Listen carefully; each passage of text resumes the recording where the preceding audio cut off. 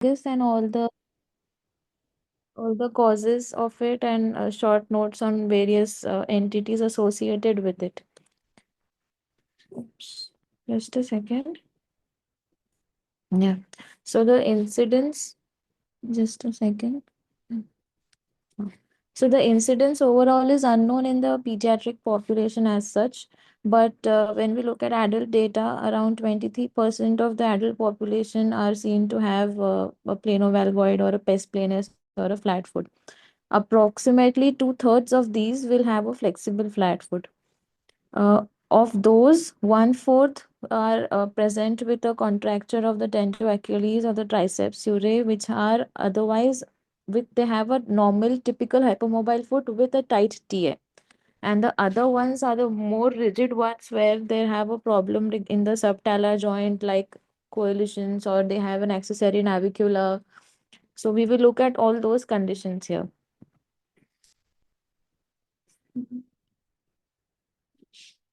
So when we broadly classify this, we can classify it into three types. Hypermobile planovalgus, which is the most common. Then you have a flexible pes planovalgus with a tight TA or heel cord.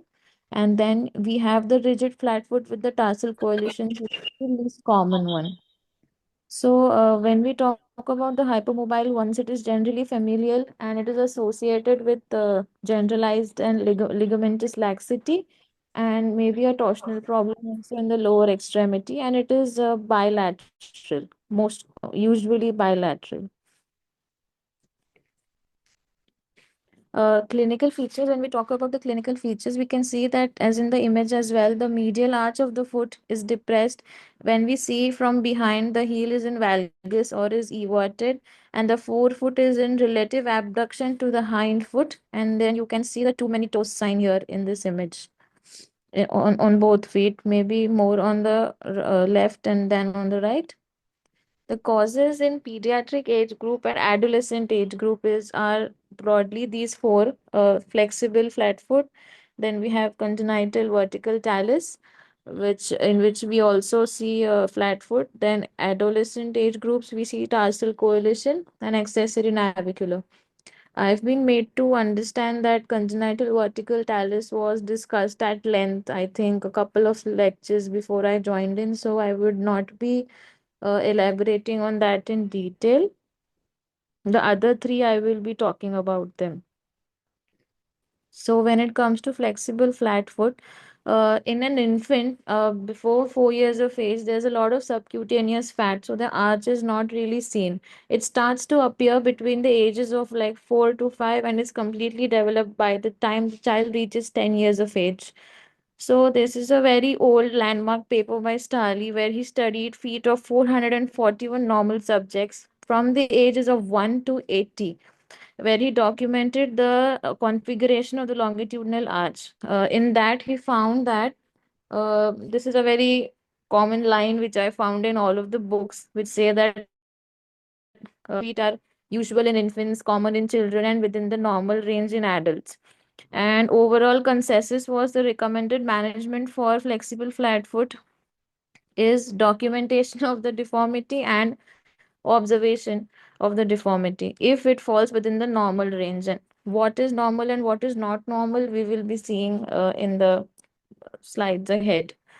So generally associated with laxity, sometimes we need to differentiate it if they come very early, like in the earlier age group, like differentiated from calcaneo neovalgus, wherein we have a rigid flat foot. But there it is a packaging disorder, so it presents with a lot of other problems as well, but it has a 30% incidence. So this is what we have to be careful about. Where it comes to hyperflexible flat foot, it is painless most of the times. The children generally do not have any complaints. The deformity is usually noticed by the parents, the caretakers, the grandparents, or sometimes when they go to buy shoes, the assistants in the shoe shop might point it out, or sports teachers and PT teachers. So, upon inspection, there is excessive eversion during weight bearing. The forefoot is abducted. There is a midfoot sag with the lowering of the medial longitudinal arch. The medial column appears longer than the lateral column. Upon palpation, we can see that the talar head and the navicular tuberosity are in contact with the floor. Movement, if there can be increased mobility of the ankle or the subtalar joints. And tests are tiptoe test, wherein we ask the kid to stand on the toes, wherein once the kid does that, there is reconstitution of the arch and the heel inwards, and then we see the arch. This can be demonstrated when the patient is in standing position or lying down with the foot on the couch, where we dorsiflex the great toe and it causes restoration of the arch as been shown in the image B here. Imaging is generally not required for hyperflexible flat foot. However, if we have some suspicion on our clinical examination that the cause of this flat foot might not be idiopathic, then we can get x-rays like foot AP and foot with ankle lateral weight bearing x-rays and calculate a number of angles to find out, and maybe look for other signs of rigid pes planus or atypical flat foot. These are a few of the angles that we can draw in the X-rays. I will talk about them. Uh, if you can see in the image, the angle alpha, it is called the calcaneal pitch angle. It is formed by a horizontal line and a line from the base of the heel to the inferior cortex of the calcaneum. And if it is less than 20 degrees, we can say that it is a pes planus. And here, if we see angle beta, also called the Meary's angle. It is the angle between the line of the centers of the longitudinal axis of the talus and the first metatarsal. So this is the beta angle. If it is more than 4 degrees, it is indicative of a pes planus. Angle gamma, which is the lateral talocalcaneal angle. It is the angle formed by the intersection of the line bisecting the talus here and the line along the lower border of the calcaneum. This is the angle gamma. If the angle is over 45, it indicates a hindfoot valgus, which is a component of the pes planus. On this AP X-ray here, we can calculate the angle theta or talonavicular coverage angle.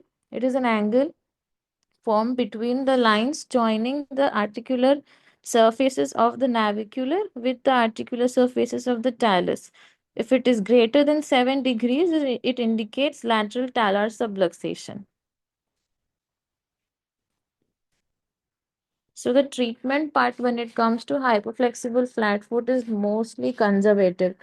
The only indications for surgery are intractable symptoms where the pain or the symptoms are responsive to any shoes or orthotic modifications, or in individuals who are unable to stop those activities or modify the activities that produce the pain. So the mainstay of the treatment is conservative, and basically there is no treatment that is to be given. Education and reassurance are the mainstay of the treatment. However, if they are associated with the contraction of the TA, passive stretching exercises, both active and passive actually, can be taught to the parents, and they can be asked to do it daily at home. And the role of orthosis actually is very controversial as per the scientific evidence, as per the literature that I have gone through. But it is traditionally been prescribed or used in all the patients. But there is no a good paper which said that the usage of this is going to prevent or going to not worsen the flat foot. But if in cases where there is lot of pain or fatigue associated with the flattening of the arch, this medial arch support was found to be helpful. So surgical treatment options, the much debated topic arthroaresis, which means s- cessation of the movement between two joints. So we limit the valgus motion in the subtalar joint by using an interposition peg, which could be like a bone block, or here in the X-ray, as you can see, this is Hyprocure. It is a titanium stent which is inserted in the sinus tarsi, and it prevents excessive subtalar motion and restores the arch of the patient. So there is a big series of adult patients. I have not put the paper here right now, but there are around 32 patients wherein they have studied how the hyprocure helped in the adult patients. But these are two good pediatric papers as well. Overall outcomes seem to be good, but they are all short-term outcomes. And one interesting fact which I found in the second paper, which I've put here, is the depth of the implant inside the sinus tars in the tarsal sinus tarsi correlated with positive or good functional outcomes. So I think the placement of the implant is very important when it comes to hyprocure to help with flat foot problems. And there are other surgeries as well. This is a lateral column lengthening surgery, which is being shown in the diagram here. Here, the lateral column is lengthened by inserting a trapezoid shaped tricortical iliac crest allograft or autograft between the anterior and middle facets of the calcaneum. And then it is transfixed temporarily with either a K wire or a Stenman pin, and then they give a long leg cast and let it heal for 4 to 6 weeks. After 4 to 6 weeks, the wire is removed and they initiate weight bearing for the patient with a cast. And then once the osteotomy heals, I think they give a molded AFO. One of the papers I saw, what is the postoperative regimen after we do this surgery. Then there is one more procedure that is being described. This is the medial imbrication of the talonavicular cuneiform joint. So here the tibialis posterior tendon is divided here, as you can see. For later, they imbricate it later. We'll talk about it later. Then they raise a osteoperiosteal flap like this from a proximal to a distal fashion.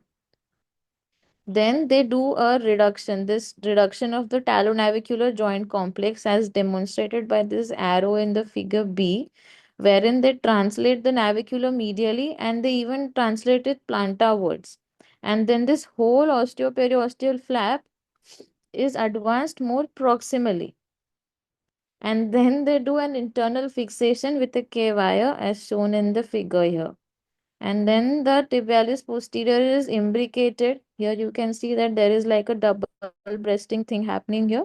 After the proximal reattachment, once this has been proximally reattached, then they attach the tib post tendon to it. So that's why you can see the double breasting. So how do we begin? We take out the tibialis posterior, we make a osteoperiosteal flap, then we reduce the talonavicular joint, then we transfix it with a wire, and then we imbricate the tibialis posterior tendon, and then we give a cast and keep the wire in situ for 4 to 6 weeks. This is one more surgery which is being given, which has been described in the literature. So this surgery is often or sometimes combined with a calcaneal medial slide osteotomy. Wherein there is medial displacing osteotomy of the calcaneum, wherein the weight bearing axis shifts. So that's why the weight bearing transmission passes more medial to the calcaneum. So this is combined with the medial imbrication osteotomy, and the results of both these surgeries together were found to be a little more superior to each of these being done alone. So subtalar fusion, so I've described all the three. Subtalar fusion is only done as a salvage procedure and very rarely indicated. Triple arthrodesis is, I don't think, done, but if there is late presenting cases with a lot of arthritis in then triple arthrodesis could be considered. Now we would be jumping on to the tarsal coalition topic. So tarsal coalition briefly means that there is an abnormal connection between one or more bones of the foot. It can be between the tarsi, it can be between the tarsus and the metatarsus as well. So the incidence is really, really low. In the beginning of the PPT, that it varies from 0.03% to 1%. 50 to 60% of the times the tarsal coalitions are bilateral. So if we see a kid with one-sided, we have to be very careful and examine the other side as well. So there is a thing called a peroneal spastic pes planus, wherein you see tarsal coalition, rigid pes planus, and the peroneal muscle spasm. Often it is observed that on the correction of the tarsal coalition and the pes planus, which is rigid, the spasm also resolves. So this is a triad of diseases that is seen, of conditions that is seen in with tarsal coalition. So there are certain types of tarsal coalitions. The calcaneonavicular one is the most common form, but it is the least symptomatic form. So the talocalcaneal is more symptomatic form. The other rarer forms are calcaneocuboid, naviculocuboid, naviculocuneiform, and all tarsal are also sometimes in one bony block called a massive tarsal coalition. So basic etiology is failure of normal segmentation in the fetal foot among the tarsi, and it has an autosomal dominant type of an inheritance. So it is associated with a lot of conditions. Associated with the cavovarus deformity, can be associated with the talipes or fibular hemimelia, or one syndrome called Nievergelt-Perlman syndrome, where you have massive tarsal and carpal coalitions. I've put x-rays of this syndrome in the next slide. We'll have a look at them. So this was an x-ray, A, B, C, x-ray of a 10-year-old girl. D is the x-ray of the mother. So this girl was diagnosed with a Nievergelt-Perlman syndrome. So here you can see the lateral X-ray of the foot showing a coalition of the talus to the calcaneus, and there is also a coalition between the talus and the navicular and the calcaneocuboid and the fourth metatarsal as well. Here on the lateral here also we can see there is a coalition between the talus, between the talus, calcaneus, cuboid, and the metatarsals. And this is the X-ray of the hand showing a intercarpal coalition here. And this is the X-ray of the mother. Both of them underwent osteotomies and they to improve the weight-bearing axis of the foot. So syndromic coalitions are very characteristic. If these X-rays are seen by us, I think we'll be able to. So clinical features, they usually become symptomatic around 12 to 16 years of age. They often complain of pain over the tarsal sinus beneath the medial malleolus, along the arch of the foot, or on the dorsum. Anywhere it could be depending upon the type of bar that is present. It is often exacerbated by vigorous sports activities, or and there is stiffness in the hind foot, and the child complains of frequent ankle sprains, and there is a progressive deformity of the foot. So appearance wise, there will be external rotation of the foot, abduction of the forefoot, restricted joint hind foot ROM, like subtalar inversion, eversion will be not there. But if it is a calcaneonavicular bar, the joint motion will be far more preserved. There will be an increased foot progression angle. And like how we saw in the flexible flat foot image, when a child stands on the toes, we can see the reconstruction of the arch. That will not happen in this case. Here in this image, you can see the dimpling here on the lateral aspect. That is like a peroneal muscle spasm, one of the components of the triad, which I told on the first slide, which is seen in tarsal coalition. So X-rays generally, AP X-ray, 45-degree lat oblique X-ray is more commonly used here, and then you can do a Harris axial view also. Like here, you can see to visualize the talocalcaneal coalition. This is a calcaneonavicular coalition, maybe of a fibrous type. Yeah, there are types in this. I've put it on the next slide. We will see the types later. On here on the lateral X-ray, you can see a anteater's nose or an anterior beak on the talus. So these are a few more X-rays of calcaneonavicular coalition. This is an oblique view, which is showing a fibrous kind of a cartilaginous bar here. This is a post-operative X-ray, like how it was supposed to be and how it was. This is again an image of an anteater sign associated with a calcaneonavicular bar. This is the calcaneonavicular bar. So this is a C sign which is seen very commonly with the talocalcaneal kind of a coalition. This is the C here. Yeah. So advanced imaging is generally obtained. CT might be the best modality for diagnosis. Even Kumar et al. In the year 1992, very long back, classified coalitions into three types. Type 1 was osseous, type 2 was cartilaginous, and type 3 was fibrous. So CT is not very helpful when it comes to diagnosing fibrations. MRI is much more of use here. So the treatment, we can give a conservative trial and see. However, fibrous bars maybe could do well with the use of a firm orthosis for 4 to 6 weeks. However, for fibrous bars are generally more painful, so surgery is the kind of the mainstay of the treatment once the conservative trial does fail. So treatment in surgery is resection of the coalition and interposition of the soft tissue of some soft tissue in the gap, either a muscle or a fat graft or a gel foam or a bone wax or something to put where we have removed the coalition or the bar from, and limited hindfoot fusion, or sometimes if they present very late to us and they have a lot of degenerative arthritic changes in the ankle or the subtalar joint, we could consider a triple arthrodesis as well. So this is the technique of resection of a calcaneonavicular bar. This is the bar as you can see in the figure A. The direction of the osteotomes that are going to be there. 1/2 inch osteotomes could be used. One is put parallel to the floor of the sinus tarsi.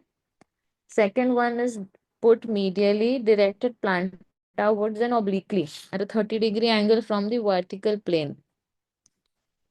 Then you do excise a rectangular piece of bone like this here, and generally the lateral fourth of the talus has to be left uncovered by the navicular. What happens is there is generally uh, some remainder of the bar does get left because the surgeons tend to underestimate the amount of bone that is to be removed. So as a dictum in more two or more books, it is written that 1.5 to 2 centimeters should be the length of the bony block, the rectangular bone that you do remove from here. And then after that, you have to do an interposition with a gel foam or a fat graft. So this is the technique for resection of the medial facet tarsal coalition, which is seen here. The sheath is opened and it is either retracted dorsally or plantarly. The coalition is removed until the osteotome is flush with the posterior facet. So let us talk about accessory navicular here. So another condition, we are done with the tarsal coalitions now. Accessory navicular. So this was first described by Bohin in the year of 1605. So quite old condition. So it has a lot of names called accessory scaphoid, maybe accessory prehalix or os tibiale sternum. But it is a congenital anomaly in the development of the tuberosity of the navicular, wherein it comes from a secondary ossification center, and it is located on the medial aspect of the arch and is in close association with the navicular. So Kidner is someone who has worked a lot on accessory navicular. In fact, there's a procedure named called Kidner's procedure for the excision of the accessory navicular and something with the tip post as well. So, but he gave theories for the accessory navicular, like what it does and what are the causes of it. So it causes an alteration in the line of pull of the tip post tendon. Then it forces the posterior tibial tendon to become an adductor in place of a supinator, and it decreases the support of the longitudinal arch. Then there is impingement of the accessory navicular against the medial malleolus when the foot adducts, which tends to keep the foot in an abducted position and eventually flattens the longitudinal arch. So why the accessory navicular is causing a flat foot? He has given a couple of theories. So the one who described accessory navicular also classified it into three types. First one, accessory navicular is small. It is probably a sesamoid bone in the tendon of the tibialis posterior. It is really small and it is not attached to the navicular in any form. In type 2, we can see that it is a definite part of the body of the navicular, and it is separated by like a cartilaginous plate. In type 3, it is united with a bony bridge, producing a cornuate type of a navicular.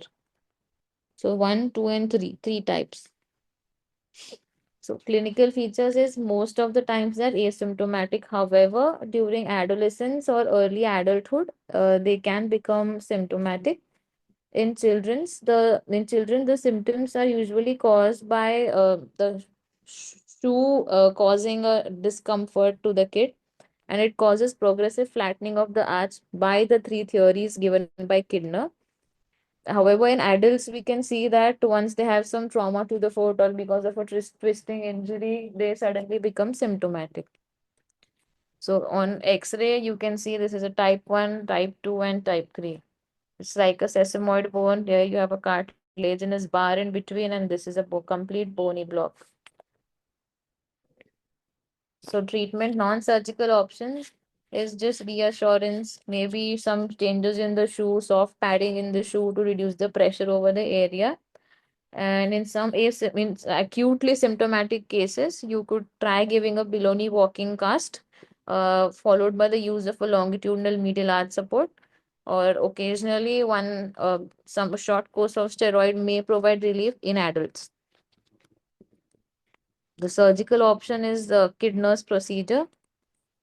So herein you take an incision on the medial aspect, the medial aspect of the foot. You reflect the tibialis posterior tendon. It is detached from this insertion on the navicular, and then you go down, and then you find the accessory navicular. You remove the accessory navicular, and the tuberosity of the navicular is cut flush with the adjacent uniform and the talus. And after that, a rerouting of the tibialis posterior tendon is done from the plantar to the dorsal direction, and it is sutured either on itself or it is sutured to the surrounding periosteum. Yeah. So this I think you guys have discussed already.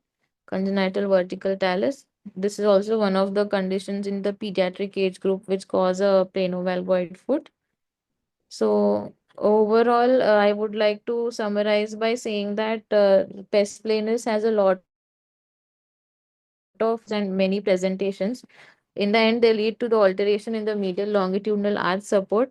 The most important step for management is going to be to distinguish between flexible and rigid types of flat foot and their causes, and maybe more understanding about the biomechanics of the feet and normal variations in foot. If the patients present with pain or progressive deformity, and then intervention is recommended. Treatment options vary from just counseling to very difficult procedures to improve the soft tissue balance and for bony alignment.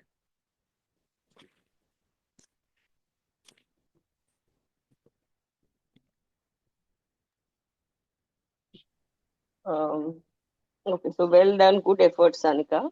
Um, well, I just feel that too much mixing of the topics happens. So maybe Bhushan, when you allot now, something should just get separated, or they should be put as foot pain, if at all. Okay, ma'am. Okay. Um, so what happens is then, we don't get an in-depth thing. If you're doing a PG level teaching, it's fine. But now we want fellow-like presentations from you all.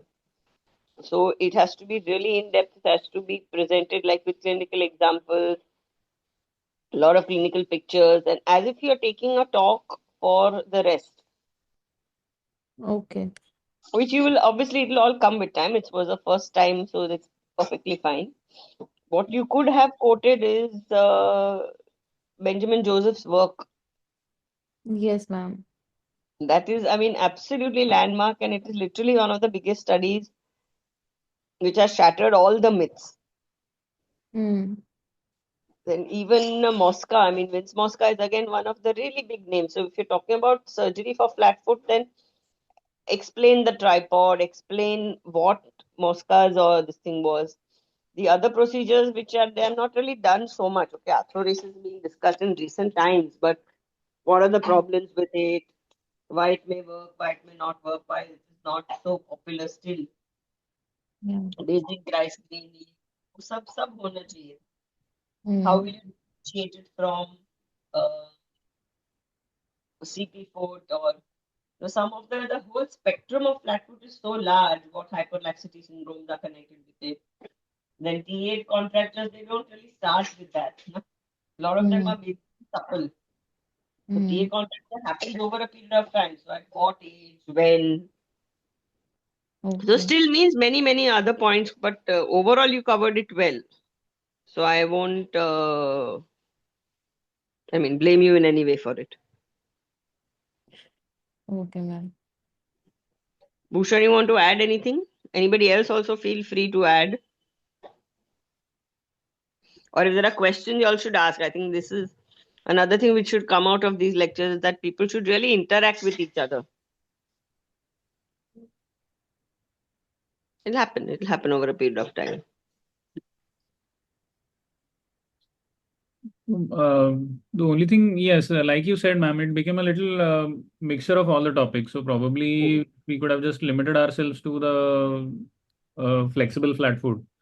और वो ही पूरा in depth में Yeah. tarsal coalition itself is again a huge one. Mm. Then take the effort to sometimes find clinical examples, and of course now she's a bit too new, but Sandeep sir has done quite a few successful tarsal coalitions. Consultant के साथ interest लेके करोगे ना तो निखर के आएगा presentation आपका. Okay, ma'am. Bhushan can add some point also. There's such a lot of stuff in this which actually is usually not too well discussed. Yes, ma'am. So then again, in the pathoanatomy, probably she just briefly touched upon it. So uh, the planovalgus is again like a twisting deformity wherein you have the hind foot which is pronated and then the forefoot supinated in relation to the hind foot. So it is again like a twisting deformity wherein for like akin to when you are twisting a towel. So just by doing a calcaneal lengthening, you don't really correct all the components of the deformity. So generally, if you do a calcaneal lengthening, it takes care of the hind foot varus and the forefoot adduction, but then it unmasks the supination of the forefoot. And then eventually something has to be done to correct that so that you restore the pronation and then the medial longitudinal arch. So usually it is either a spring ligament reconstruction or an osteotomy of the medial cuneiform. And then the other option for treatment is the triple C, which is probably Mandar sir and Sandeep sir's favorite. Yeah. Galgenic But cubert. that is, actually been described for CP, but it's still pretty relevant here. So what age group, which presents when, what age group is ideal to do with surgery, complications of each surgery, everything in detail. Then once you take up a topic, पूरा threadbare उसको बनाओ. Okay, ma'am. But good attempt overall. Ankita, Zafar, Pandian, you all have anything to say, add, ask?